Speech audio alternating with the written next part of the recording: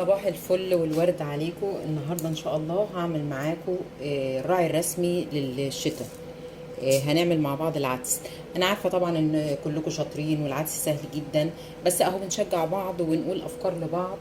علشان كل يوم بنحتار هناكل ايه، ودلوقتي يعني انا عارفه ان الاسعار غاليه وكده، فبنعمل حاجه اقتصاديه ومشبعه ومغذيه وجميله جدا.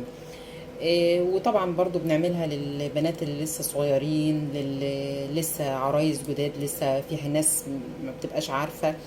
وهو كل معلومة بنقولها بنعتبرها يعني ايه, إيه, إيه ثواب لله، او هو يعني اي معلومة تخرج مننا حاجة بتفيد تبقى حاجة كويسة وبناخد عليها ثواب. فهنبدأ مع بعض. هقول لكم العدس عندي. العدس طبعا كلكم عارفينه. عندنا جزر، عندنا طماطم، عندنا توم، وعندنا بصل. في ناس بتضيف اضافات كمان، بتحط بطاطس او كوسه، بس انا بعمله بالحاجات دي بس.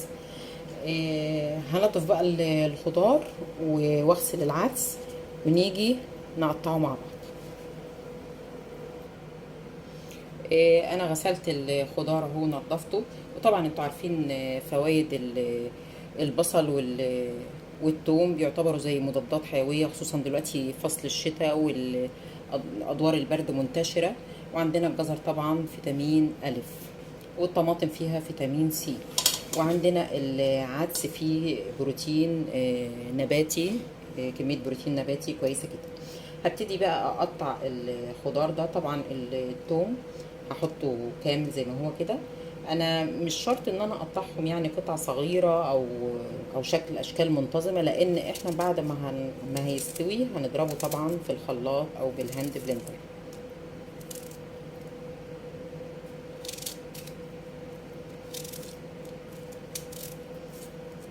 وطبعا الجو دلوقتي يعني ابتدى يبرد. هو عندنا بالنسبه لنا احنا في دوله الامارات الجو جميل، يعني احسن اوقات الشتاء عندنا جميل جدا. دلوقتي في يعني برد بسيط جدا، بس ما يعني مش زي البرد بتاع الدول بتاعتنا في مصر وسوريا وكده. وعندنا دلوقتي امطار، ربنا يجعلها يا رب سقيا رحمه وخير.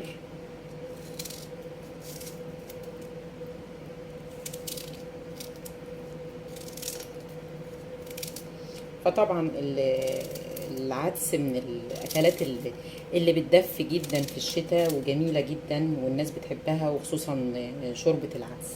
طبعا انا هعمل معاكم عدس، وهعمل عدس بالشعريه.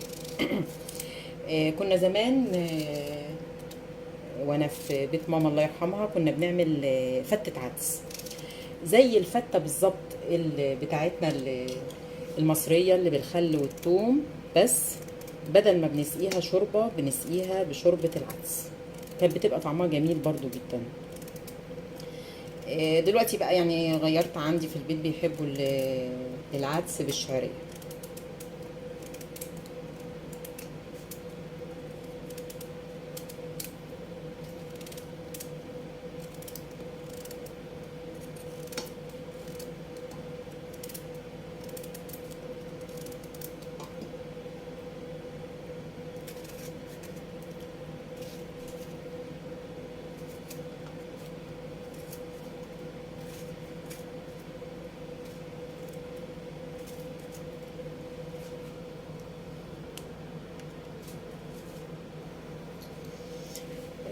خلصت خلاص تقطيع الخضروات كلها.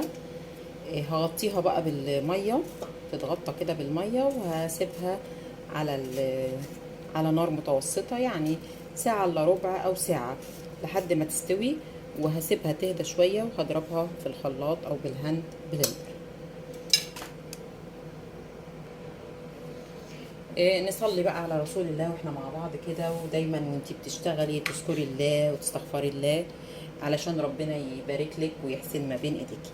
انا جبت بصلتين، قشرتهم وغسلتهم.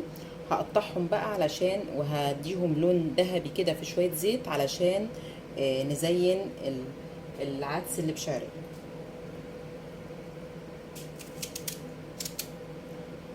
هقطعهم صغير كده.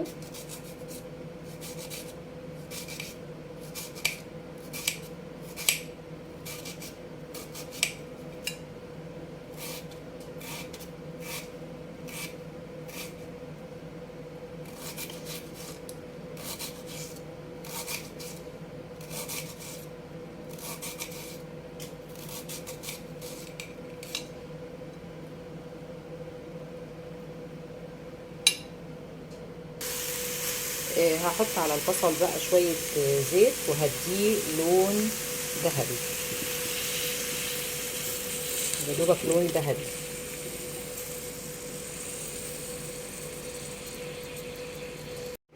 العدس خلاص استوى معانا اهو، هنطفي عليه ونسيبه يهدى شويه ونضربه بقى في الخلاط او بالهاند بلندر. انا لسه محطتش عليه اي توابل ولا اي ملح. لما اخد منه الاول الكميه اللي هسقي بيها الشعريه، هبتدي بقى احط عليه التوابل، الكمون والملح، ممكن شويه كركم، بابريكا. هنحطهم مع بعض ان شاء الله، بس يهدى شويه واضربه واعمل الشعريه. على النار هنحط شوية زيت عشان نحمر الشعرية بقى.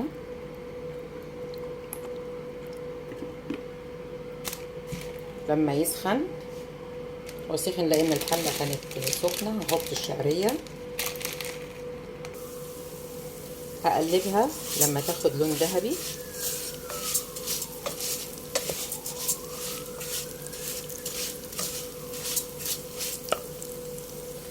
الشعرية خدت معانا لون ذهبي، نحط لها شوية ملح لان طبعا الشوربة معلهاش ملح، فهحدقها زي ما بحدق الرز.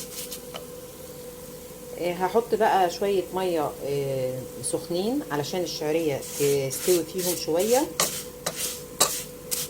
وبعدين هحط لهم العدس. هسيبها بقى في المية كده تاخد لها غلوتين كده، وبعدين هضيف العدس وهوطي عليها لحد ما تستوي. الشعرية اتشربت المية اهو، هحط بقى العدس، شوربة العدس. انا حطيت بقى العدس اهو وبيغلي. ههدي عليه بقى خالص زي الرز كده واسيبه يستوي، بس مش هسيبه لما ينشف للاخر، هسيبه يبقى طري شوية كده. هنوطي عليه ونسيبه يستوي براحته.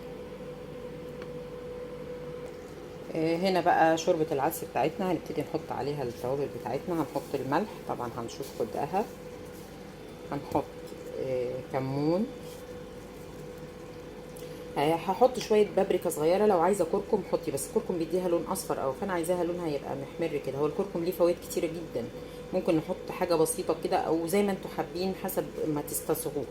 فانا هحط شويه بابريكا حمراء.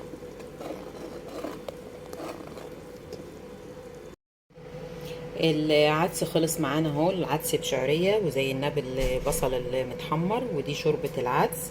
ممكن بقى تعملي جنبه مخلل لفت، اي حاجه بقى، مخلل بدنجان، بصل اخضر والليمون بقى، ويا جماله، والريحه روعه روعه بصراحه. والنهارده خصوصا ان الجو شتوي عندنا شويه، وامطار من يمكن من بالليل من امبارح عندنا امطار، وجو بارد شويه، يعني بنحس بجو البرد شويه، مع ان احنا بيبقى مش عندنا جو برد قوي. واكله اقتصاديه جدا ومغذيه وفيها فوائد وفيتامينات كتيره جدا، واللي عندهم دور برد يشربوا شوربه عدس بتبقى رائعه وتحفه. يا ريت تكونوا استمتعتوا معايا بالفيديو، ويا ريت لو استفدتوا معلومه صغيره. انا عارفه طبعا ان انتوا كلكم شاطرين، بس الناس اللي ما عندهاش فكره، وفي ناس من الدول التانية غير مصر بتعملوا بطرق اخرى وطرق تانية، فبناخد خبرات بعض برضو من الدول. انا سعدت جدا بلقائكم، ومتشكره جدا لاستماعكم للفيديو وان انتوا شفتوه. ويا ريت ما تنسينيش في اللايك والشير والاشتراك في القناه وتفعيل زر الجرس عشان يوصلكم كل جديد من فيديوهاتي، سواء اكلات، فلوجات، زيارات، اي حاجه. شكرا ليكم والى اللقاء.